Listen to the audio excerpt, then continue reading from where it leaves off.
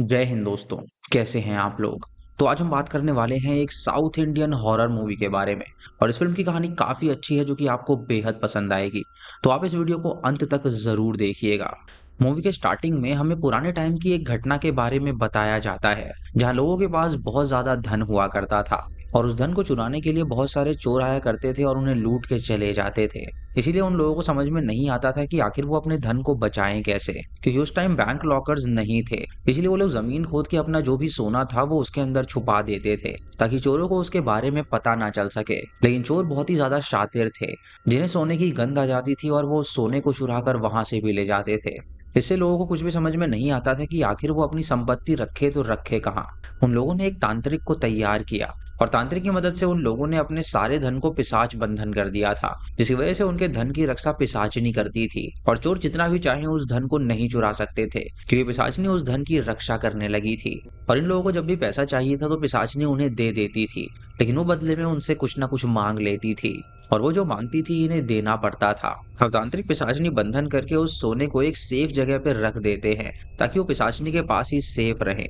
अगले सीन में हमें शोभा नाम की एक लेडी को दिखाया जाता है, जो कि पानी पीने के लिए किचन में जाती है। लेकिन तभी अचानक उसके पास एक गोल्ड का कॉइन आ जाता है और जब वो उस कॉइन को उठाकर हॉल में जाकर देखती है तो उसे वहां पर पिशाचनी नजर आती है। और वो जो पिशाचनी थी वो एक गुड्डे से खेल रही थी। शोभा ये देखकर डर जाती है और अचानक से उसकी नींद खुल जाती है और हमें पता चलता है कि शोभा दरअसल सपना देख रही थी। उसके बाद वो एक स्वामी को बुलाती है और अपने सपने के बारे में उन्हें बताती है। और ये सुन के स्वामी जी कहते हैं कि तुम्हारे घर में वास्तु दोष है और तुम्हें तुरंत अपने घर में पूजा करवानी चाहिए। ये बात सुन के शोभा तुरंत पूजा करवा देती है और रात को स्वामी जी उसी के घर पे रुक जाते हैं। सोते हुए वो पिशाचनी स्वामी जी के सपने में आती है और वो उन्हें डराने लगती है। तब स्वामी जी उठते हैं और डर के कहते हैं कि इस घर में रहना खतरे से खाली नहीं है, क्योंकि जो कोई भी इस घर में रहेगा वो सब मारे जाएंगे। ये कहकर वो तुरंत वहां से भाग निकलता है। लेकिन वो पंडित जी की बात नहीं सुनते और वहीं पर रह जाते हैं। अब ऐसे ही एक दिन उनकी माँ भी मर जाती है और यहाँ पे सीन कट होता है और कहानी प्रेजेंट में आती है, जहाँ पर हम पैरानॉर्मल इन्वेस्टिगेटर मनीष को देखते हैं। और मनीष जो होता है वो मीटिंग में भूतों के बारे में बता रहा होता है। उसी मीटिंग में शिव नाम का एक बंदा भी मौजूद होता है, जो कि उस मीटिंग में बिल्कुल भी इंटरेस्टेड नहीं लग रहा था, क्योंकि शिव का मानना था कि दरअसल भूत होते ही नहीं हैं। वहां मीटिंग में जो भी लोग मौजूद थे वो सब भूतों पे विश्वास करते थे, लेकिन शिव इस पे बिल्कुल भी विश्वास नहीं करता था। शिव को बचपन से ही लगता था कि भूत जैसी कोई भी चीज नहीं होती है। और बचपन में उसका दोस्त राजेश कहीं पे गिर के मर गया था और जब वो वहां से गिर के मरा था तो लोगों ने सोच लिया था कि वहां पे भूत रहता है, इसलिए जो कोई भी वहां पे जाता है वो उसे मार देता है। लेकिन शिव का मानना था कि भूत जैसा कुछ भी नहीं होता। इसीलिए अपने दोस्त के मरने के बाद वो वहां पर गया था और जोर से चिल्लाया था कि अगर यहाँ पे सच में भूत है तो तू मुझे भी मार डाल, क्योंकि अगर तूने मेरे दोस्त को मारा है तो तू मुझे भी मार दे। लेकिन शिव को वहां पर कुछ भी नहीं होता और वो समझ जाता है कि भूत जैसी कोई भी चीज नहीं होती, बल्कि सिर्फ अपने दिमाग में लोग सोचते हैं कि भूत होता है। अब ये सारी बातें शिव मनीष को बताता है और उसको यकीन दिलाने की कोशिश करता है कि भूत जैसी कोई चीज नहीं होती। लेकिन मनीष कहता है कि एक ना एक दिन तुझे जरूर यकीन हो जाएगा कि भूत सच में होते हैं, क्योंकि जो लोग सोचते हैं कि भूत नहीं होता उन्हें तो भूत सबसे पहले दिखता है। ये सुन के शिव कहता है कि अगर ये बात सच हुई तो मैं मान जाऊंगा कि भूत सच में होता है, लेकिन अगर ऐसा नहीं हुआ तो मैं अपनी बात पे ही टिका रहूंगा। उसके बाद वो भूत देखने की कोशिश करने लगता है, जहां पर वो एक हॉन्टेड प्लेस पे जाता है, लेकिन वहां पर उसे भूत नहीं दिखता। और ऐसे ही रोज वो हर एक जगह पे जाता रहता है भूत ढूंढने के लिए, लेकिन उसे कहीं पर भी भूत नहीं दिखता था। उसके बाद हमें शिव का परिवार दिखाया जाता है, जिसमें शिव की एक बहन होती है और उसकी शादी हो चुकी होती है। और शिव के माँ बाप भी होते हैं जो कि उसे बहुत ज्यादा प्यार करते थे। शिव की जो माँ होती है वो भगवान शंकर की बहुत बड़ी भक्त होती है, इसीलिए उसने अपने बेटे का नाम भी शिव ही रखा था। थोड़ी देर बाद शिव को एक बहुत ही बुरा सपना आता है, जिसे देखकर वो काफी हैरान हो जाता है। और ये सपना जो था वो शिव को रोज आया करता था और उस सपने में वो देखता था कि एक औरत एक बच्चे को मार रही है। शिव जब ये देखता है तो वो डर के मारे जग जाता है और उसे पता चलता है कि दरअसल ये सपना था, बल्कि कोई सच नहीं था। इसीलिए वो उस सपने को बिल्कुल भी सीरियसली नहीं लेता। उसके बाद शिव रिपोर्ट के लिए एक खराब जगह पर जाता है और वहां शिव को एक लड़की नजर आती है और शिव का दोस्त उसको भूत समझ लेता है। लेकिन शिव उसके पीछे लग जाता है और उसे फॉलो करने लगता है और उस लड़की को लगता है कि शायद वो एक खतरनाक आदमी है, इसीलिए वो उसकी आंखों में स्प्रे मार देती है और वहां से भाग जाती है। दोस्तों उस लड़की का नाम सितारा होता है और सितारा अपनी दोस्त मधु के साथ मंदिर जाती है और उस मंदिर में शिव भी अपनी माँ के साथ आया होता है। तभी वहां पर एक गुरुजी आ जाते हैं और गुरुजी से मिलने के लिए शिव की माँ बहुत ज्यादा ट्राई करती है, लेकिन उन्हें परमिशन बिल्कुल भी नहीं मिलती। तब सितारा शिव से कहती है कि तुम चिंता मत करो, मैं तुम्हारी माँ को जरूर मिलवाऊंगी। इसीलिए वो उन्हें लेकर जाती है और गुरुजी से मिलवाती है। और गुरुजी से मिलने के बाद शिव की माँ बहुत ज्यादा खुश हो जाती है और उसके बाद वो सितारा की बहुत ज्यादा तारीफ करती है क्योंकि उसकी वजह से वो अपने गुरुजी से मिल पाई थी। शिव जब सितारा को देखता है तो वो उससे पूछता है कि तुम उस जगह पर क्या कर रही थी, क्योंकि मेरे दोस्त को लगा था कि तुम भूत हो। ये सुन के सितारा अपने बारे में उसे बताती है और वो कहती है कि दरअसल मैं एक एस्ट्रोलॉजिस्ट हूँ और मैं पुरानी जगहों पर जाकर अक्सर रिसर्च किया करती हूँ। वो उसे ये भी बताती है कि वो उस पुरानी जगह पर आई थी ताकि वो वहां पर रिसर्च कर सके। अब शिव ये सुन के उसे अपने बारे में बताता है। वो कहता है कि वो एक घोस्ट हंटर है और ये सुन के सितारा काफी ज्यादा शॉक्ड हो जाती है। अब वो दोनों थोड़ी देर बातें करते हैं और उनमें फ्रेंडशिप हो जाती है और धीरे धीरे उनकी जो बातें थी वो फोन पे शिफ्ट हो जाती है, जहां पर वो रोज एक दूसरे से बातें करने लगते हैं, जिसकी वजह से वो काफी ज्यादा करीब आ जाते हैं। अब एक दिन मनीष का असिस्टेंट उसे कॉल करता है और उसे एक घोस्ट हंटर के मरने की न्यूज देता है और ये न्यूज सुन के शिव बहुत ज्यादा शॉक्ड हो जाता है। वो तुरंत मनीष के पास जाता है और वो मरने वाले अंकित के बारे में पूछता है।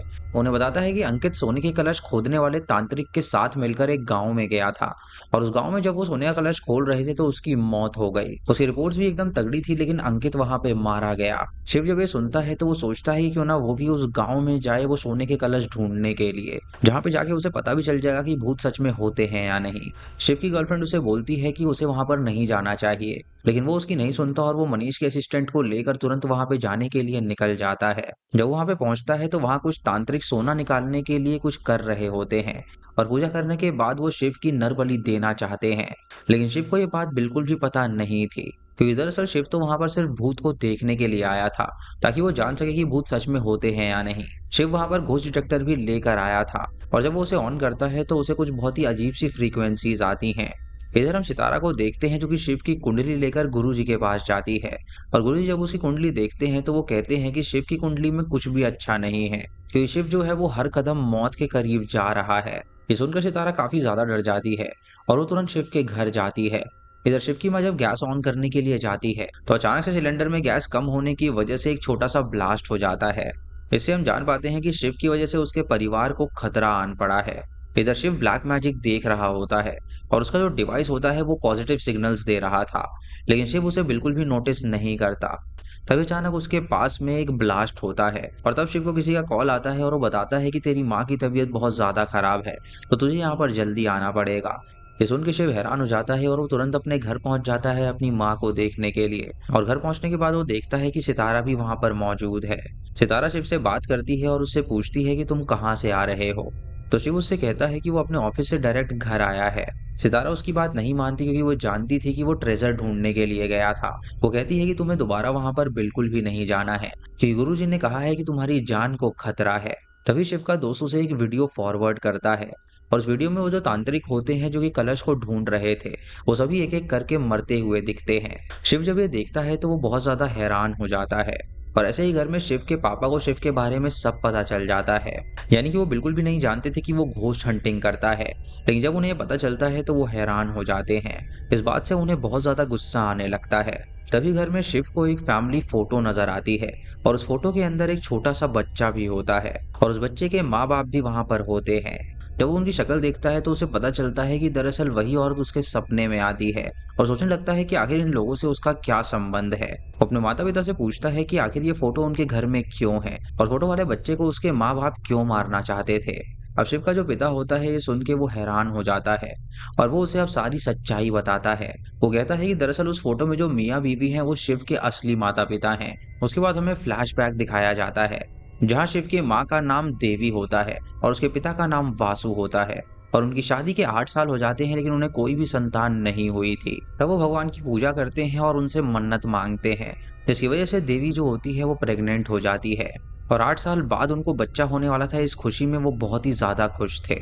वहीं पे शोभा भी होती है जिसे सोने का बहुत ज्यादा शौक था और वो किसी के गले में अगर सोना देख लेती थी तो वो उसे पाना चाहती थी। एक दिन शोभा एक स्वामी जी को अपने घर बुलाती है और अपने सपने के बारे में उन्हें बताती है। तो स्वामी जी उसकी बातों से समझ जाते हैं कि उसके घर के नीचे सोना छुपा हुआ है। वो उसे बताते हैं कि उसके घर में ही सोना है लेकिन वो कहाँ पर है उन्हें नहीं पता। ये बात सुनकर शोभा बहुत ज्यादा खुश हो जाती है और वो तुरंत स्वामी जी के साथ ब्लैक मैजिक परफॉर्म करने लगती है। उसके बाद स्वामी जी उसे वो ट्रेजर वाली जगह ढूंढने का एक तरीका बताते हैं। वो कहता है कि तुम्हारे परिवार में जिसकी भी आंखें नीली होंगी वही होगा जो कि उस ट्रेजर का पता लगा पाएगा। शोभा ये सुन के हैरान हो जाती है और वो जानती थी कि उनके पूरे घर में जो नीली आंखें थी वो सिर्फ देवी की थी, इसीलिए कैसे भी वो देवी को पूजा में लाना चाहती है। वो तुरंत देवी के पास जाती है और उससे कहती है कि घर में एक छोटी सी पूजा है और इस पूजा करने से तेरा जो बच्चा है उसको कोई भी खतरा नहीं होगा, इसीलिए पूजा कराना बहुत ज्यादा जरूरी है ताकि उसे कोई नजर ना लगा सके। ये सुन के देवी को लगता है कि शायद ये उसकी भलाई की बात कर रही है, इसीलिए वो पूजा में आने के लिए रेडी हो जाती है। लेकिन जब वो वहां पर जाती है तो देखती है कि पूजा नहीं बल्कि वहां पर एक ब्लैक मैजिक परफॉर्म हो रहा है, जिसे देखकर वो हैरान हो जाती है और वो शोभा से पूछती है कि आखिर ये सब क्या है। तो शोभा कहती है कि तुम्हें कोई भी चिंता करने की जरूरत नहीं है, ये सब उसके भले के लिए ही हो रहा है, इसीलिए वो उसे तुरंत उस पूजा में बैठा देती है। अब थोड़ी देर बाद पूजा करने के बाद वो देवी की आंखों में हल्दी लगाते हैं और तब देवी को वो ट्रेजर वाली जगह दिखने लगती है। वो उस जगह के बारे में शोभा को बता देती है और जब स्वामी को उसका पता चलता है तो तब स्वामी तुरंत वहां पर एक जानवर का बलिदान देता है और उसका खून वो अन्न में मिला के उस जगह पर रख देते हैं जिसके नीचे ट्रेजर था। तभी उस जगह पर भूत आते हैं और वो खाने को खा लेते हैं, लेकिन भूतों की भूख इससे भी नहीं मिटती तो तुरंत एक बकरी का भी बलिदान देते हैं और थोड़ी देर बाद वहां पर धन पिशाचनी आ जाती है, जिसे देखकर सभी लोग हैरान हो जाते हैं। अब धन पिशाचनी वहां पर आकर एक बलिदान मांगने लगती है, वो भी ऐसी वैसी बलि नहीं बल्कि नर बलि। उसे कोई जानवर नहीं बल्कि एक नर की बलि चाहिए थी। उसी दौरान देवी को शिव भी पैदा हो गया था और तब पिशाचनी उस मासूम बच्चे की बलि मांगती है। शोभा ये देखकर शिव की बलि देने के लिए तैयार हो जाती है और जब वासु शिव को उठाने के लिए वहां पर भागता है तभी पूजा बीच में रुक जाती है और पूजा रुकने की वजह से धन पिशाचनी को बहुत ज्यादा गुस्सा आ जाता है और वो जो स्वामी जी होता है वो तुरंत शोभा और उसके हस्बैंड का वहीं पे बलिदान कर देता है। और पिशाचनी जब उनका खून पीती है तब भी उसकी भूख नहीं मिटती। तब स्वामी जी को समझ में नहीं आता कि आखिर वो किसे मारे, इसीलिए वो अपना ही गला उसके सामने काट देता है और मर जाता है। लेकिन उसके खून से भी पिशाचनी की भूख नहीं मिटती, इसलिए वो तुरंत गांव में जाती है और सबको मार देती है और उसके बाद वो उन सबका खून पीती है। जब गांव वाले देखते हैं कि पिशाचनी एक एक करके सबको मार रही है तो गांव वाले वो गांव छोड़ के भाग जाते हैं और तब पिशाचनी देवी को कंट्रोल करती है और उसके बाद वो शिव को मारने के लिए भेजती है। लेकिन वासु वहां पर आकर तुरंत उसे रोकता है। उसके बाद वासु शिव को मारने के लिए जाता है, लेकिन इस बार देवी आके उसे रोकती है। अब उन्हें कुछ भी समझ में नहीं आता कि आखिर उनके साथ क्या हो रहा है और जानते थे कि अगर वो रहेंगे तो पिशाचनी उनसे शिव को मरवा देगी, इसीलिए वो लोग अपनी ही जान ले लेते हैं। इसीलिए शिव को रोज सपने आते थे अपने माँ बाप के, जो कि उसको चाकू से मारना चाहते थे। उसके बाद शिव को उसका परिवार पालता है और उसे अपने बेटे जैसा ही वो लोग पालते हैं और रुद्र गांव से वो उसे दूर ले आते हैं। उसके बाद कहानी प्रेजेंट में आती है जहाँ शिव अपने पास्ट को जानकर बहुत ज्यादा हैरान हो जाता है और वो तुरंत उस डिवाइस को लेकर मरने वाली जगह पे रखता है और कहता है कि माँ बाप अगर तुम लोग यहाँ पर हो तो सिग्नल दो। तभी डिवाइस में एक सिग्नल आता है और उसके पास एक हल्की सी हवा चलती है, जिससे वो समझ जाता है कि उनकी आत्माएं यहीं पर मौजूद हैं। तब शिव को समझ में आता है कि उसके माँ बाप सच में यहीं पर हैं और वो मान लेता है कि आत्माएं सच में होती हैं। उसके बाद वो गुरुजी के पास जाता है और गुरुजी शिव को बताते हैं कि तुम्हारे ऊपर जो भी आज तक अटैक हुआ है वो सभी वो पिशाचिनी ने करवाया है, क्योंकि तुम्हारी कुंडली में लिखा है कि वो तुम्हारी बलि चढ़ाएगी। उसे ये भी बताते हैं कि अपने माँ बाप की ब्लेसिंग की वजह से वो आज जिंदा है, क्योंकि जब भी पिशाचिनी ने उसे मारने की कोशिश करी है उसके माता पिता फरिश्ते बन के आए हैं और उसे बचाया है, लेकिन तुम्हारे माँ बाप को अब भी शांति नहीं मिली है और ना ही उन्हें कोई पुनर्जन्म मिला है। ये सुन के शिव की माँ बहुत ज्यादा परेशान हो जाती है और गुरु से पूछती है कि पिशाचिनी सिर्फ शिव को ही क्यों मारना चाहती है। तब गुरुजी कहते हैं कि देवी जब प्रेग्नेंट थी तब उसने पूजा में हिस्सा लिया था और शिव भी उस पूजा का हिस्सा बन गया था और जब शिव पैदा हुआ तो वो उसका खून पीना चाहती थी, लेकिन उसके घर वालों और पिशाचनी के बीच लड़ाई हो गई जिसकी वजह से वो शिव का खून नहीं पी पाई। तो वो लोग उनसे पूछते हैं कि आखिर इससे बचने का क्या रास्ता है। तो गुरुजी बताते हैं कि अगर वो शिवलिंग को स्थापित कर दें तो पिशाचनी की जो शक्ति है वो कम हो जाएगी। शिव ये सुन के उसकी स्थापना के लिए प्लान बनाता है, क्योंकि शिव की माँ को ये बिल्कुल भी पसंद नहीं आता, क्योंकि ये करने के लिए उसे वापस से गांव में जाना पड़ेगा और वो नहीं चाहती थी कि उसके बेटे को कोई खतरा हो। ये सुन के शिव अपने मरने वाले माँ बाप के बारे में बताता है और कहता है कि इतने साल गुजर गए और मेरे माँ बाप को अब भी शांति नहीं मिली है और उन्हें कोई पुनर्जन्म भी नहीं मिला है, इसलिए मुझे ये रिचुअल करना ही पड़ेगा, तभी जाके वो इस धरती से मुक्त हो पाएंगे। वो डिसाइड करता है कि अब वो पिशाचनी को पूरी तरह खत्म कर देगा और उसकी ये बात सुन के उसके माता पिता काफी ज्यादा डर जाते हैं शिव की माँ जब ये देखती है कि शिव उसकी बात नहीं मान रहा है, तो वो गुरुजी के पास जाती है और उन्हें बताती है कि शिव जो है वो उस पिशाचिनी से लड़ने के लिए जा रहा है।